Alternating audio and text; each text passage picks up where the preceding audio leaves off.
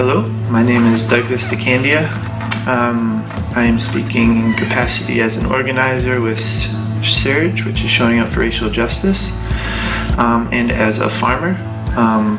My work is directly around bringing racial equity framework into agriculture and food production, and bringing food and agriculture into anti-racism work.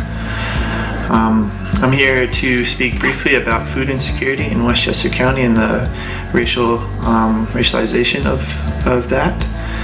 Food insecurity, or food apartheid, which is a term that I feel is more accurate in describing the conditions and the systemic issues around food and land. That food apartheid disproportionately affects those racialized as Black compared to those racialized as white in Westchester County. Food insecurity is directly related to land and to housing, and so the practice of redlining that we see in the discrimination, housing discrimination, which is very apparent in Westchester County, that is directly related to the resources and accessibility that people have to essential life services. Housing is connected to education, is connected to food, where people can get food, and so redlining is kind of a systemic way that white supremacist system has made conditions for people of color accessing life essential needs much harder than those that are constructed into the white group. So food insecurity is directly related to land, and controlling land, you control food. Controlling food, you control the people. White supremacy is alive and well in Westchester County, and food insecurity is how white supremacy is manifesting in the food system here in Westchester County and beyond. And that's about all I have to say. Hi, my name is Barringer Spaeth. I'm a retired community organizer, which I did for about 35 years. The reason I did the community organizing was that I was concerned about how we were treating children by putting them into detention. That was back in the 70s. And at that time, after I had visited Woodfield Cottage, which was our local detention center, I decided I just had to organize around the issue and develop services to divert children from juvenile justice. So diversion has been a passion of mine for many, many years. Right now, 45 years later, we are experiencing probably the worst situation that I've encountered. Raise the Age happened. It was something we've always wanted, which was to keep children 16 through 18 out of the county jail. In fact, way back when, as part of one of the things that I helped organize, was the youth shelter program, which is now celebrating its 40th anniversary. And the whole purpose of this shelter program was to divert children from the county jail and have the judges sending them to the youth shelter program instead of into the county jail, so that they could have a chance at redirecting their lives and becoming successful citizens, which has over and over again proven to be exactly what happened. So now we've raised the age across the state, very exciting. But one of the unintended consequences of that is that there's going to be a pressure on the juvenile justice system to increase the number of detention services. I don't really think that's true, because we have 24 beds already that aren't filled, and yet the Director of Probation is now talking about a plan that would make an addition of 130 beds in addition to the 24 that we have, and it would be a regional facility for 10 counties. Now, I've looked at the data that we have on incarceration in 2016, which was published by the Office of Children and Families from New York State. And there were only 15 children in total from the 10 counties that actually ended up in those facilities. So I don't quite understand why we need 130 beds. In fact, I'm totally opposed to it.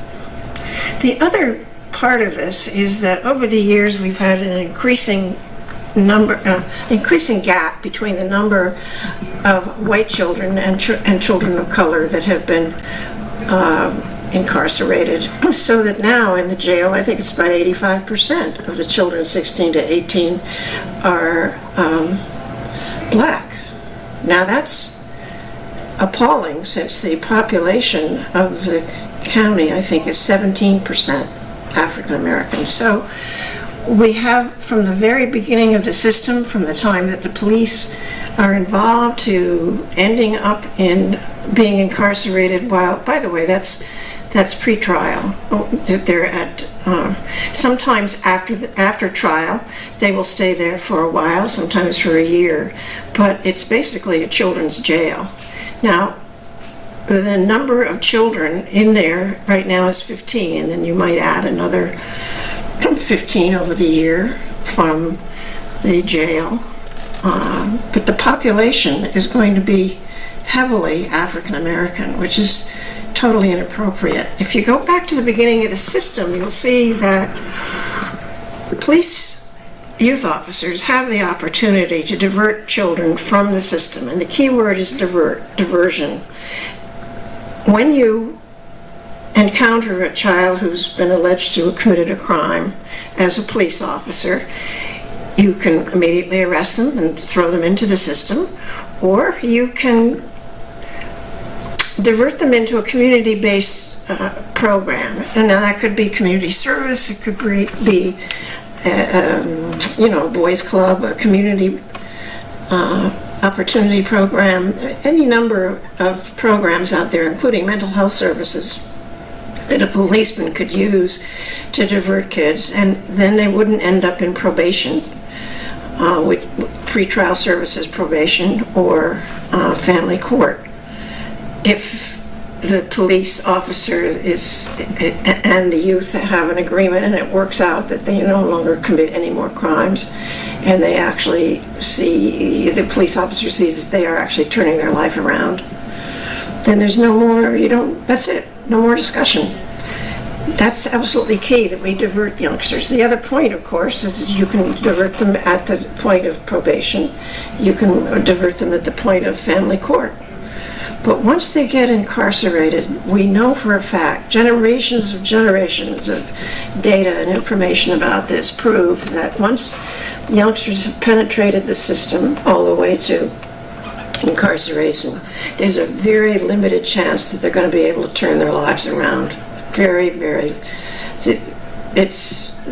recidivism rate is very high, and their opportunities to become better criminals than they were than perhaps before they even got there is also very high. So my concern for the future is that we don't build 130 beds. Maybe we need some beds, maybe we need better beds, but we don't need 130. The numbers just don't support it.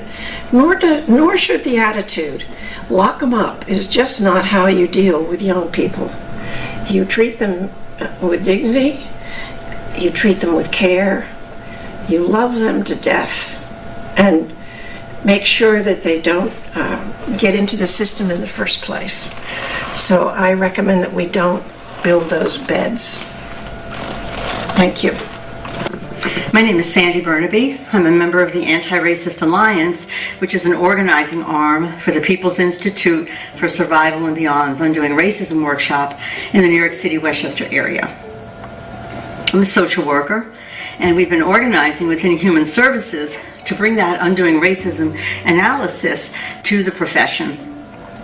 And the reason is because after we did that workshop, we had an understanding of how systems work, how systems behave at the level of design.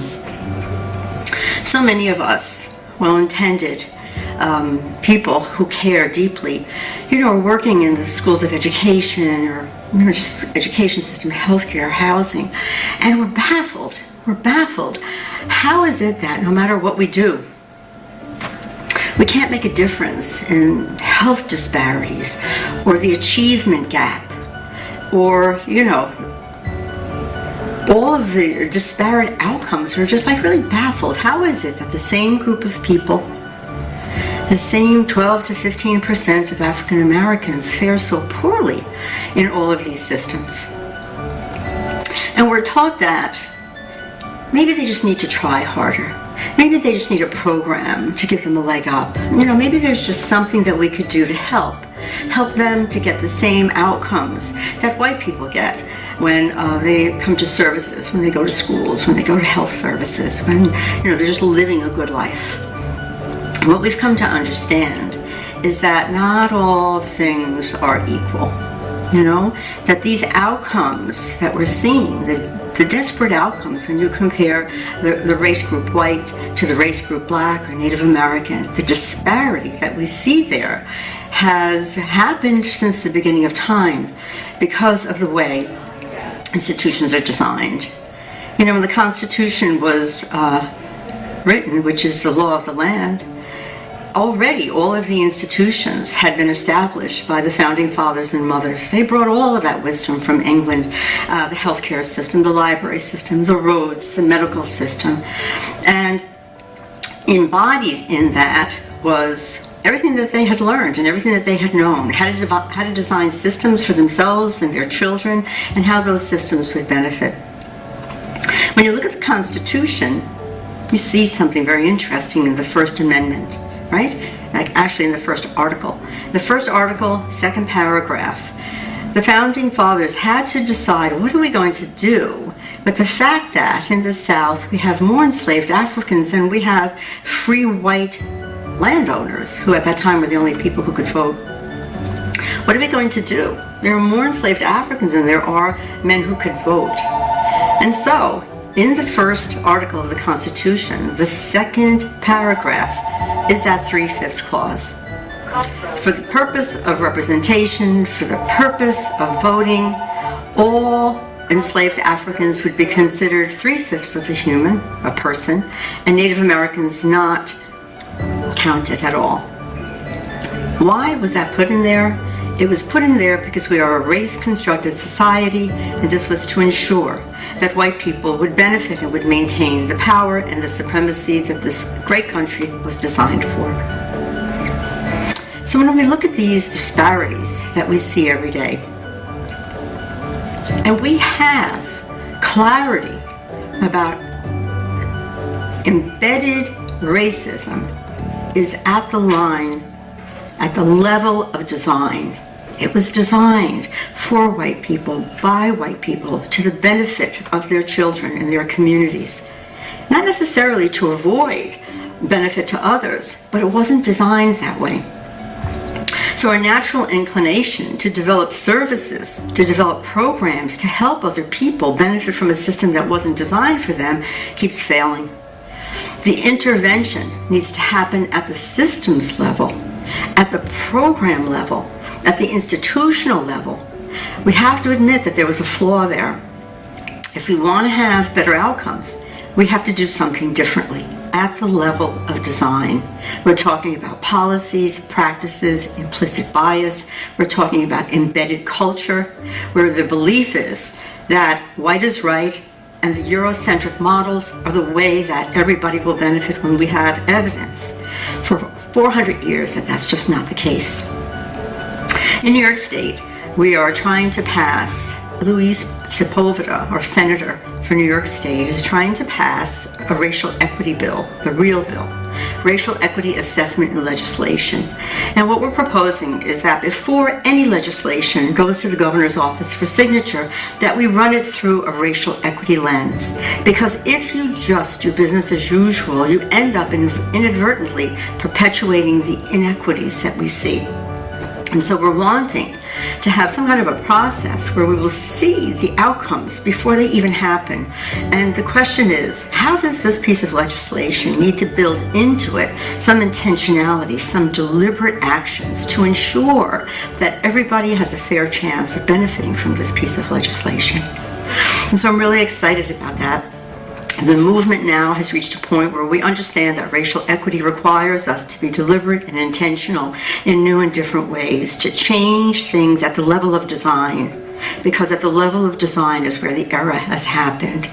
And I hope that you support that bill, and I hope that you will take an Undoing Racism workshop, and I hope that you'll be a part of this human movement to ensure that everybody have a fair chance for a good life. Thank you. Hello. My name is the Reverend Doris K Dalton. I am the Executive Director for the Westchester Martin Luther King Jr. Institute for Nonviolence. So, I want to tell you a story. When I was in college, I went to college. I grew up in Nashville, Tennessee, went to college in Nashville, and one weekend, friends of mine, we decided to go down to Memphis for the weekend. I mean, why not? Beale Street, ribs, everything. We decided to stop by the newly opened or reopened Civil Rights Museum, which was housed in the Lorraine Hotel where Dr. King was killed. And as I walked through this museum, it took me so long to get through the museum, but as I was walking through, I had a sudden realization. Though I was a very good student in high school, I made very good grades, I was very attentive in all my classes, I was essentially poorly undereducated about the realities of slavery and racism, civil rights, struggles, injustices, and oppressions in the United States. Poorly undereducated. I had no idea that this was the lived experience of African Americans around me, before me, behind me, after me, any of that. And how it also continues to impact all the other people in color, including my own life. So at this moment, the MLK Institute is currently working on curriculum and developing resources that would help to address the gap of education and understanding that children, youth, and adults have regarding the impact of racism, institutionalized and personalized racism, and also the ongoing impact of how this country has empowered racism to be part of their perpetual underlying institution from a day-to-day living in society. What we have discovered so far is that though in our social studies and historical frameworks that are the history frameworks that are used by New York State and the core curriculum educational frameworks, it is very also at the same time very watered down and poorly and students are poorly educated when it comes to the real conversation on race. The Southern Poverty Law Center issued a publication in January of 2018 stating that of all the high school seniors that they surveyed across the United States, 8% of them, only 8% of them knew that slavery was the primary reason why the Civil War began in the first place. New York State is one of the states that these students were surveyed in. We have a major problem. The major problem is that youth, adults do not have the proper tools that they need to be able to engage in a public dialogue regarding race, racism, and the ways that it continues to impact their lives. And they don't have the critical reasoning and thinking skills that they need in order to be able to make the decisions when they eventually enter the marketplace or the workplace. If you don't have an understanding, a foundational understanding of what racism is from a historical perspective on how that common history affects all of us, whether you're white, Asian, Latinx, and also African American, all across the board. If you don't have that understanding, then what are you going to do when you're in a position as a person who hires people? If you're a police officer, if you're a construction worker, if you're an architect, if you're an administrator at a very high level, if you are in government, how does that impact your decision making? How do you understand history or society or even the field that you are in?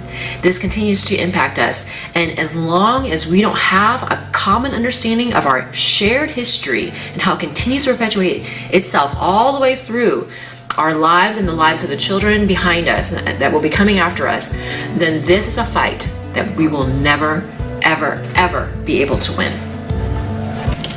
Hello, I'm Khader. I'm the director of WESPAC, Westchester People's Action Coalition, a 44-year-old social justice organization in Westchester County. I'm also a member of the Antiracist Alliance, and I'm on the research team that's working on racial disproportionality in employment statistics in Westchester County. What we know, according to the official rate, is that the general unemployment rate in Westchester County is around 4.9%. And then the unemployment rate for the African American community in Westchester County is closer to 12%. Now, while these official statistics in and of themselves expose a serious disproportionate impact in employment, we know that these numbers do not reflect the actual numbers of unemployed people in Westchester County, and our county is a county of about 1 million people. The official unemployment statistic does not include the numbers of people who have stopped looking for work, and it also does not include the number of people who are underemployed, who are working for part-time jobs without benefits, but who really would prefer to have full-time employment with benefits. And so what we're looking at when we look at the employment picture is we see that the African American community is not getting access to the same jobs as the general population. And part of what we're trying to do here in Westchester is we will start creating networking opportunities for African Americans, for communities of color, to gain access to jobs when they become available. We're also concerned about the quality of jobs. We're not looking to promote minimum wage jobs that are very monotonous. We're looking for people. Our goal is to have every person in Westchester County fully employed in meaningful work at a living wage. And we also want to close the racial employment gap in Westchester County, including the racial leadership gap in Westchester County. We know that African Americans are very much underrepresented, especially Black men, at top leadership positions throughout the government public sector, as well as private sector, nonprofit sector, even when populations served are disproportionately African American. So all of these are crucial issues that we're working to address, to raise awareness of, and also seek permanent solutions.